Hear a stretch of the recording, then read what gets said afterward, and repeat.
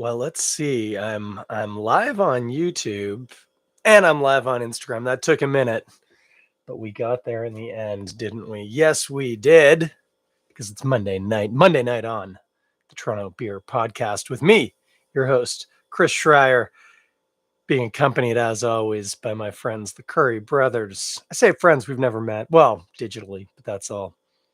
But they're still friends of the pod. I'm very appreciative of this epic theme song. This is Link Ray Gun. Get it in ya.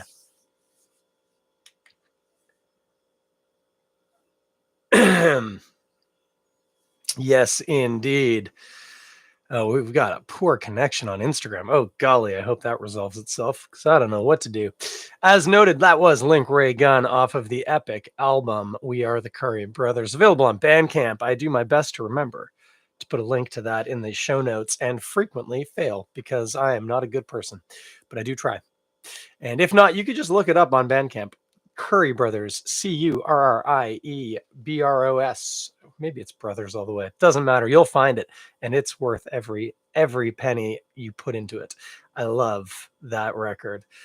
Oh, golly, and we're getting a phone call. That's a terrible time to get a phone call, especially because it's going to be a robocall. Friends, do you even answer your phone anymore? I sure don't. Nah, pretty much never.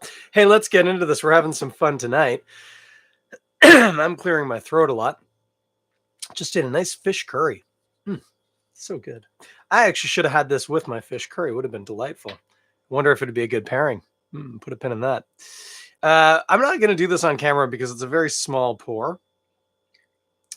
Because tonight we are drinking gin. Yes, that's right, friends. Gin. I know it's the Toronto Beer Podcast, but sometimes we dabble in the spirits. Sometimes I'll have a cider.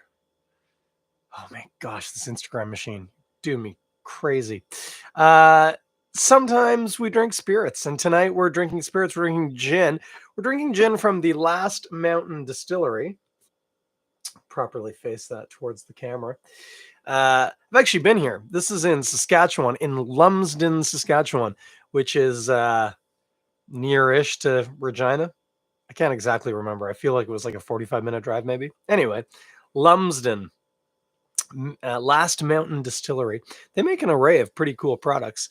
They make a dill pickle vodka, which, needless to say, is great in a Caesar. They also make this Granny's Gin. This is named for one of the founders, Granny, who likes her gin. She's English. Don't all the English enjoy a drop of gin here and there? Do you know about gin? I know a lot about gin. I could probably bore you about gin. This is a dry English gin, not to be confused with a slow gin or what's the Dutch one called again? Genever. That's what it's called. Anyway, this is a dry English gin. Clear, as is almost always the case. Sometimes you might get a tinge of color, sometimes pink. I've seen that before, but typically it's clear. And the key is it's vodka that gets distilled a second time with botanicals added to it, and some of the taste of the botanicals come through. Sometimes those botanicals are flowers, florally. Sometimes they're spices, like spice cupboard spices, not spicy spices. Sometimes it's other things.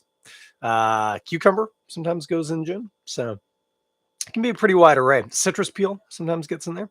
I've had this gin. You know what though? I sipped it neat, as we say in the business, when I visited the distillery quite some time ago, 5 years ago. But since I got this bottle, by the way, my mom brought me this bottle. Oh, isn't that sweet? She's visiting from Saskatchewan. Before you ask, no, I am not from Saskatchewan. I am born and bred right here in Ontario, in Scarborough is where I was born. Now live in Toronto. My mom moved out to Saskatchewan. She is also local. She is from Hamilton. But there you go. I digress. She brought me this bottle, and I thought, well, that'd be fun. Let's do that on the old podcast tonight. So, sipping spirits, a little different than sipping beer. For one, you're probably going to take smaller sips.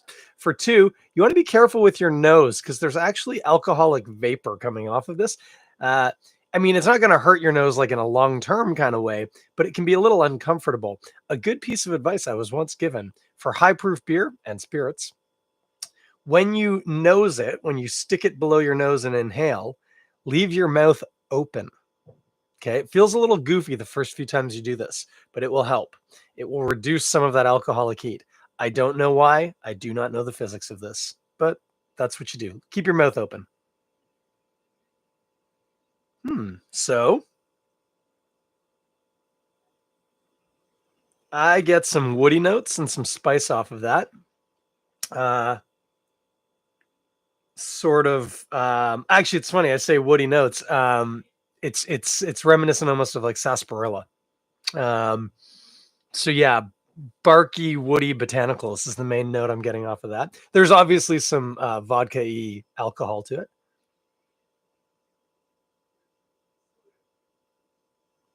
There's an astringency to it for sure. It's not super floral on the nose. Maybe a little rose watery, but very, very delicately. Maybe like lemon peel.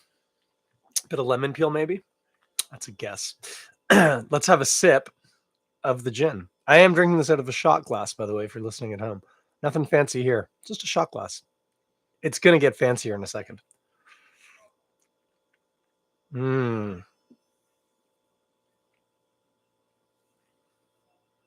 Sorry, that was an extended pause. I didn't mention this, but when I sip spirits, I really like to move them around my mouth a lot, much more so than I do with beer. Partially because you're taking such a smaller volume of liquid. You want to make sure it's kind of getting all over your mouth. Whereas when I have a mouthful of beer, it's a mouthful. It's easier. I'm going to take one more sip. There will be another prolonged pause. My apologies.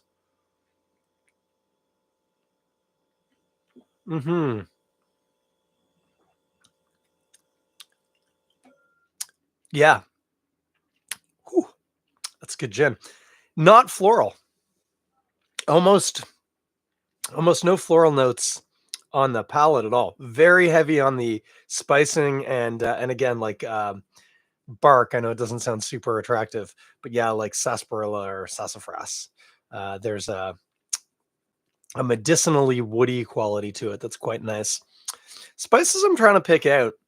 There's probably some pepper in there. Not sure what else. Maybe it could be something almost coriander like maybe coriander. Just putting that out there. And definitely lemon peel. I would expect that there's lemon peel in the list of ingredients. Now, that's all I'm going to sip like that in terms of this gin. So take note, medicinally, not super floral. No like cucumber. That rose water I can smell. I'm not really tasting. This is like a spice, earthy driven kind of gin. I topped the shot back up, and I have here a glass of tonic with ice and a chunk of lime and some Dillon's DSB bitters. That's just their standard bitters. Well, that ounce and a half wasn't quite enough, so we're just gonna top that up a little bit more. There we go. Oh, and I'm gonna hit the bottle off my mic stand. That's very professional. Yeah, I've made myself a gin and tonic because this is my party. Just gonna give it a little mix. Do you like a gin and tonic? This, by the way, Schweppes tonic water. Part of the reason why I added the bitters. Often go with Fever Tree. Very trendy, very trendy. But also very tasty. A little spendy, but that's okay. I don't drink gin and tonic all the time. But when I went to pick up tonic, I didn't. When tonic was picked up, Schweppes was what was on offer. And so Schweppes it'll be. It's a fine tonic. It works.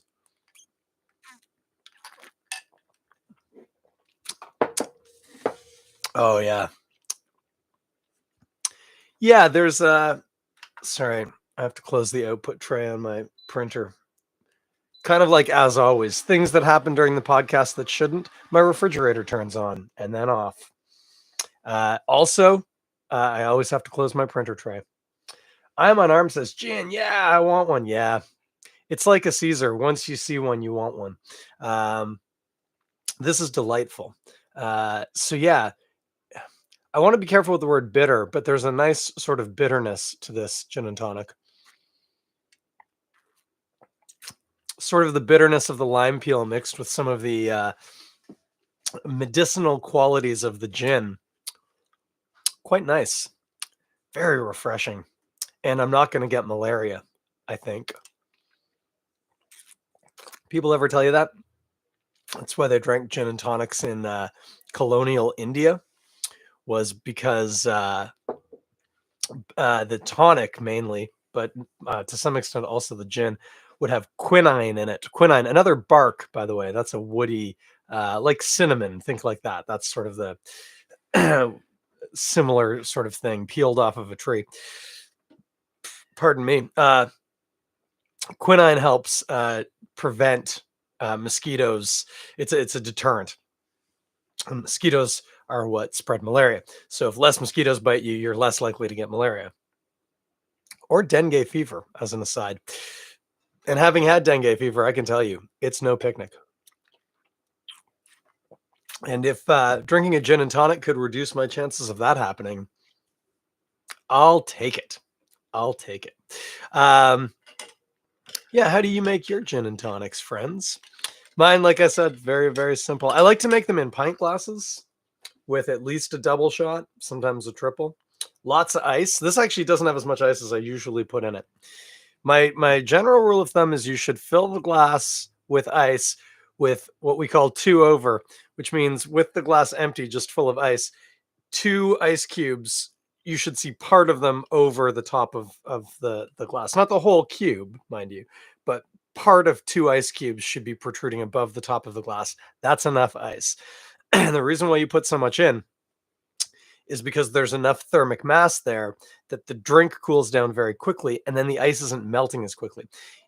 If you put, people always think like, oh, you're putting in so much ice, it's going to really water down the drink. It actually gets less watered down because less of the ice melts. Fact.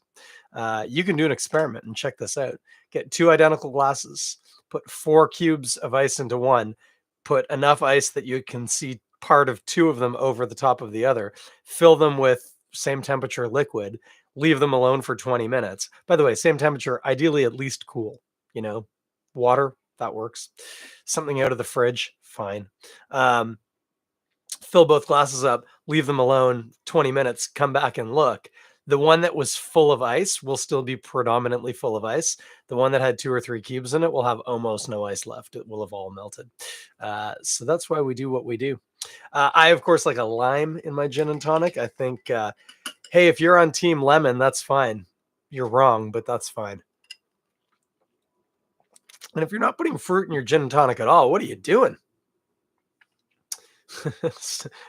Came for the gin, stayed for the science. Thank you, I'm Unarmed. Glad to hear that. Do the experiment. It's worth trying, especially if you have jerk-faced friends who don't believe you.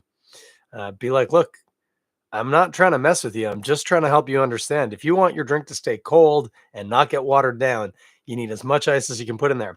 Added bonus. If, for instance, you have a pint glass and you fill it with that much ice, it's about 10 cubes of the cubes I use, which are these really delightful 1-inch cubes. Really nice. That is fixed. That's a fixed amount of ice. It doesn't change. I mean, it would if you use less, but otherwise it's the same. Then you put in however much gin you put in. Maybe it's 2 of these guys. That'd be great.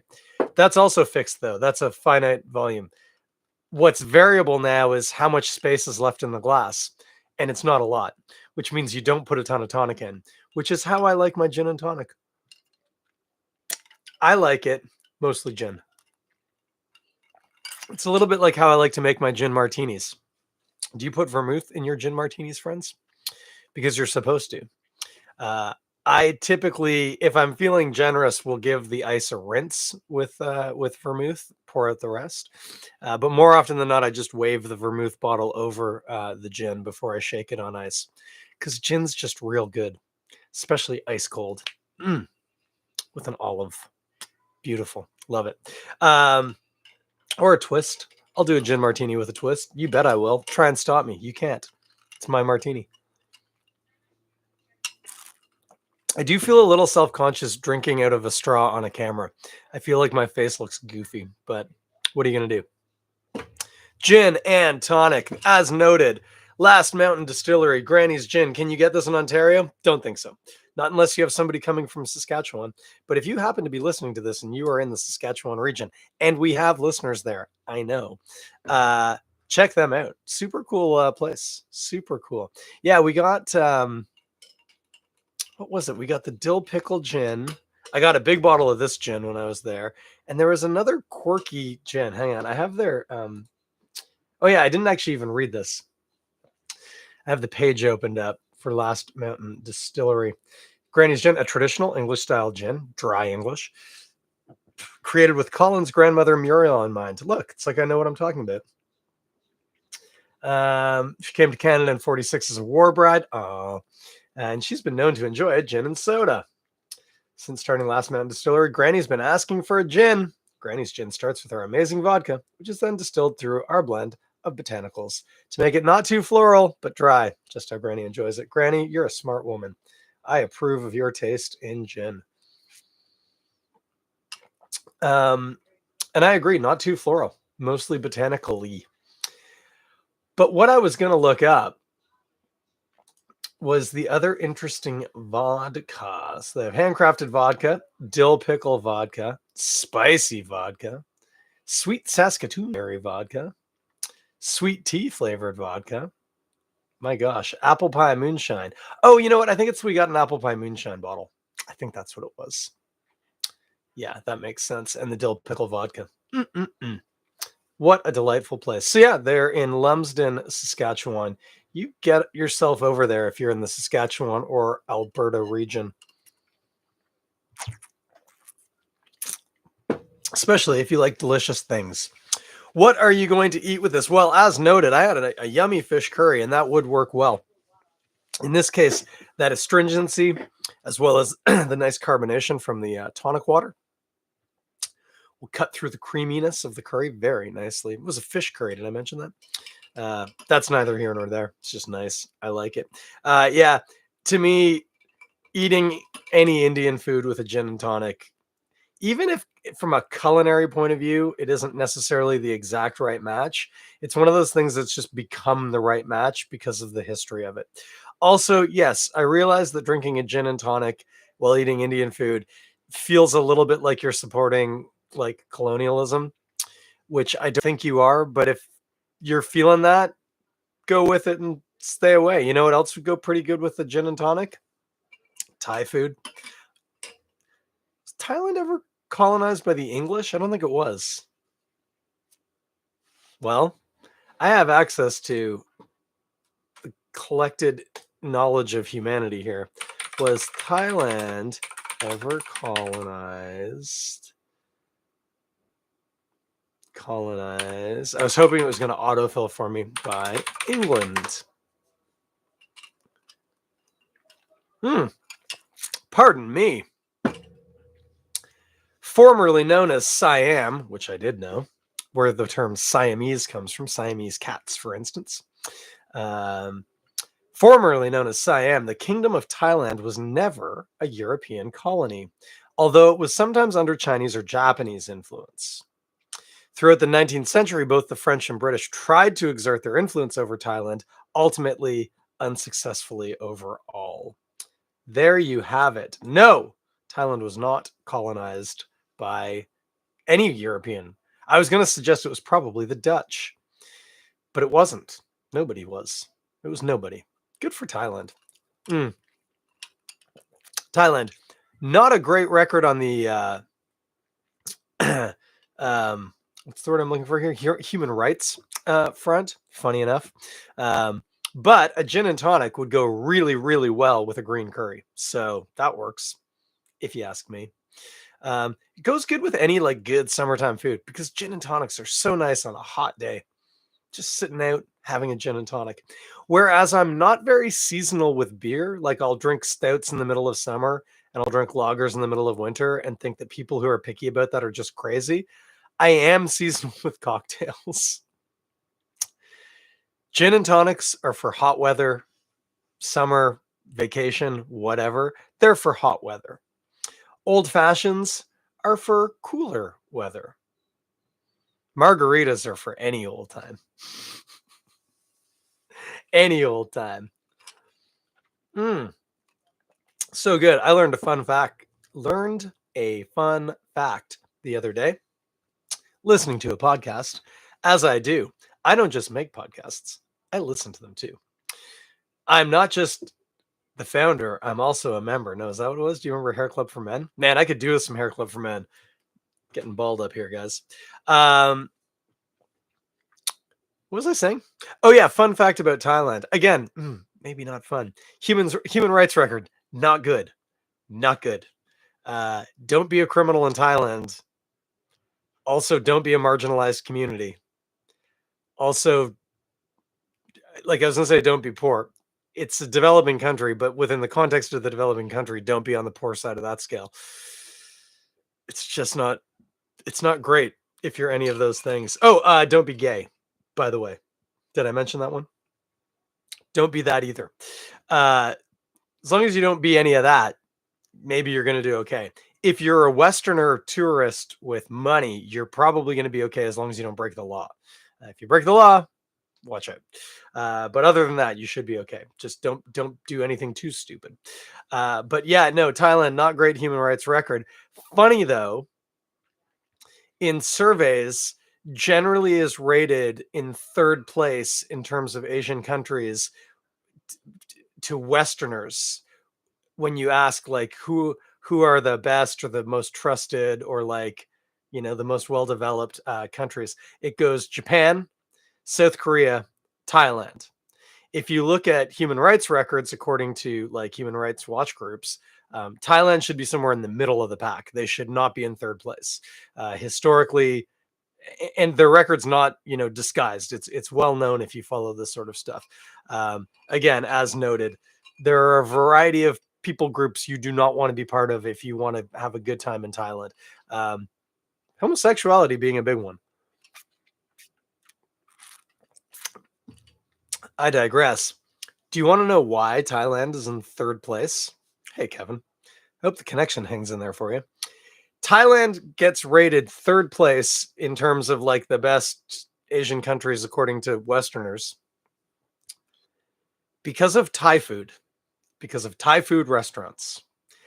Now, have you noticed that you can go almost anywhere in the world and there's probably going to be a Thai food restaurant? And if you live in a major city like Toronto, there's a Thai food restaurant on every block, basically.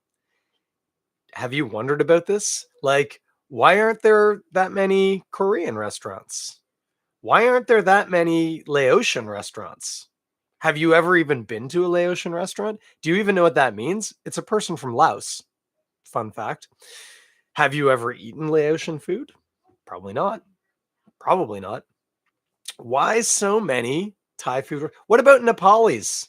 I would love to go to a Nepali restaurant. There's actually one down the street. But hey, there's not a lot, relatively speaking, and they're all called Everest for obvious reasons. The reason being that Everest is partially in Nepal. The reason why there is such a prevalence of Thai food restaurants in the West is because the Thai government has used it as an effective PR campaign. They literally subsidize Thai people to go out into the world to other countries and set up Thai restaurants so that people identify Thailand with delicious food and therefore go, yeah, we don't really have to worry about what their actual human rights record is. Have you ever tried pad Thai? What about those shrimp crackers? I don't even know what they're made out of. It's cornstarch. Yeah, that's how Thailand has successfully, I say tricked the world. Tricked is maybe a heavy word, but I'm going to go with it. Tricked the world into not realizing that they're actually not a great country if, again, you're not running right on the straight and narrow as far as they're concerned. And instead go, oh, yeah, I really like green shrimp curry. How many times have I listed Thai food in this podcast as being a good pairing for something we're drinking? many, because it's very pervasive. Anyway,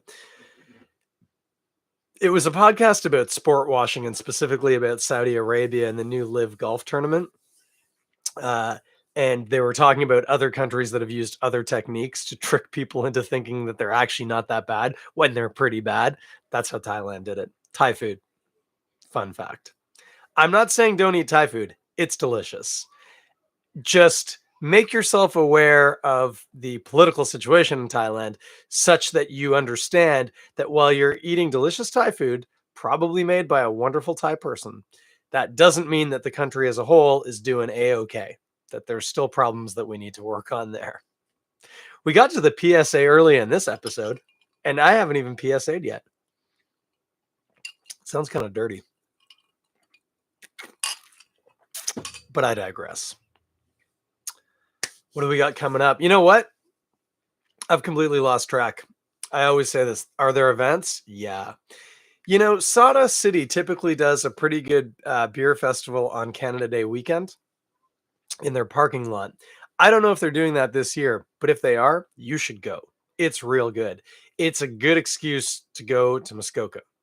So go up there, check out their Canada Day. You know what? Don't even check. Just go to Sawdust on Canada Day and say, where's the beer festival? And if there isn't a beer festival, just go into the tap room and drink a lot of beer there. Just have your own beer festival at Sawdust if they're not having the beer festival on Canada Day. When is Canada Day this year? That's a good question. Let's take a look. Canada Day 2022. Canada Day 2022. It's a Friday. Oh, that's great. That's great. Long weekend on a Friday. So Thursday we're done work. I like that. That's a good feeling. Go up to Muskoka to Gravenhurst on Friday, July the 1st, and say, where's the beer festival? And if they say there isn't one, say, there is now. Let's fest. That's what you should do. What else? I know Toronto Festival of Beer is on. Tickets are available now. Let's look that up. I should throw in some information on that. Festival of Beer. It's Toronto's Festival of Beer featuring live music. Yeah, Nas, Sam Roberts, and the Revivalists. The Revivalists and Matt Mays on Sunday.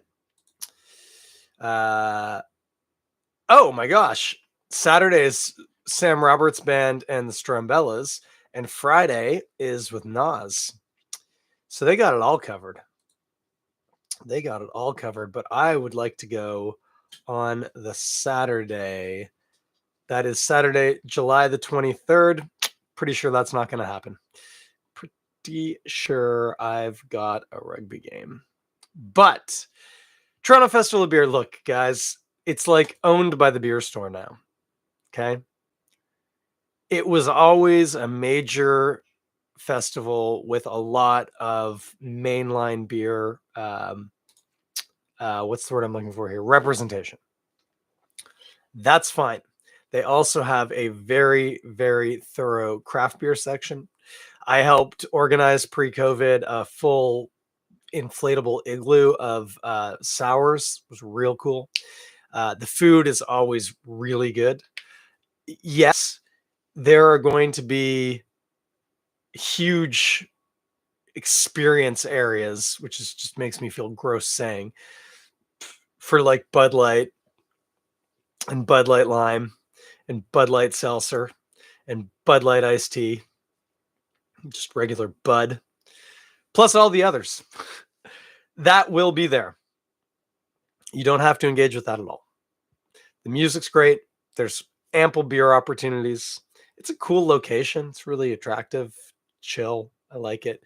Great food. Usually Thomas Hines cigars are there, and you can get a cigar and make bad life choices. That's fantastic. So Toronto Festival of Beer, good opportunity to go to a large open space, drink a lot of beer. Are we ready for the PSA? because I've now listed 2 festivals, one which might not exist, and you're just going to make up when you get there. Your mileage may vary. But we do need to talk about festival behavior, expectations, and the downside of festivals. And I got to be honest with you here. I did not appreciate myself the big problem with festivals because I am a straight presenting white dude. And as such, I have very specific experiences with beer festivals, most of which are very positive. And in fact, the only negatives are generally based on my poor decisions. Never anything to do with the festival or the people at the festival. Yeah, sometimes at Toronto Festival of Beer, there's a few too many dudes around for my taste. And I don't mean men, I mean dudes, bros. Bruh. And I play rugby with a lot of bros, but sometimes there's too many. So my experience has been predominantly good, but I have been made aware that beer festivals don't represent the norm for particularly women, but marginalized people, but particularly women within the beer community.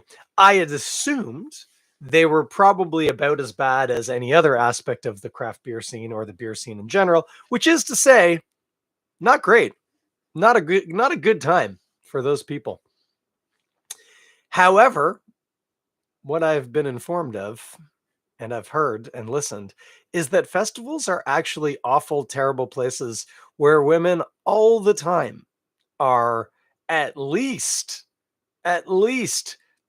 ogled or spoken to inappropriately, but much worse and much more often, also literally sexually assaulted, right? Groped, held, kissed, whatever, without consent. And worse, by the way. But this is we didn't need to get worse. That was bad enough. That apparently festivals are just rife with this. Now, it's actually kind of easy to understand how that's happening and wonder why that wasn't more obvious to me. For many people, the point of a festival is to get real drunk. And when you're real drunk, you tend to do stupid things, especially if you're a person who's generally terrible and can only just marginally keep that together sober. All those bad characteristics are going to come right out when you're drunk, and you're going to start smacking women on the ass or kissing them when they don't want to be kissed, not reading social cues, or much worse, openly ignoring social cues. And so for a lot of women won't go to festivals because it's just not worth their while. And the ones who do are mentally prepared to, have a fairly crap time with the attendees. So do me a favor. Like, I want to say, don't be an asshole at a festival, but that should go without saying. Okay. If you're the kind of person who, after a couple of drinks, feels the need to sexually assault a woman, you probably shouldn't go to a festival, and you should probably stop drinking, because that's just not cool. However, if you're the kind of person like me who can go to a beer festival and not sexually assault anybody, male or female or otherwise, cool. Feel free to continue going to festivals and drinking beer. But top secret, I've now told you, feel free to go and check out stories like on Aaron Broadfoot's timeline or on Rat Magnets. They're there. You can read them. You can hear all about it. You now know, because you're listening to me right now. And I'm telling you, especially for women, also for marginalized communities, queer people, people of color, catcalling or bullying is way more prevalent at beer festivals than at, say, a beer pairing dinner, for instance, or a brewery event. There's way less oversight. There's security, but their primary goal is to just make sure people aren't falling down drunk or getting in fights. because it's an organization that runs the festival, but each brewery is there doing its own thing. No brewery's taking ownership over the area. And so even if you happen to know that there's a really cool progressive brewery nearby, it's possible that they don't have the capacity to help maintain order in that area, nor should they. But what it means is it's a bit like the Wild West. And so people do terrible things to other people, predominantly dudes doing it to women, predominantly. You now know this. So now when you see something, say something.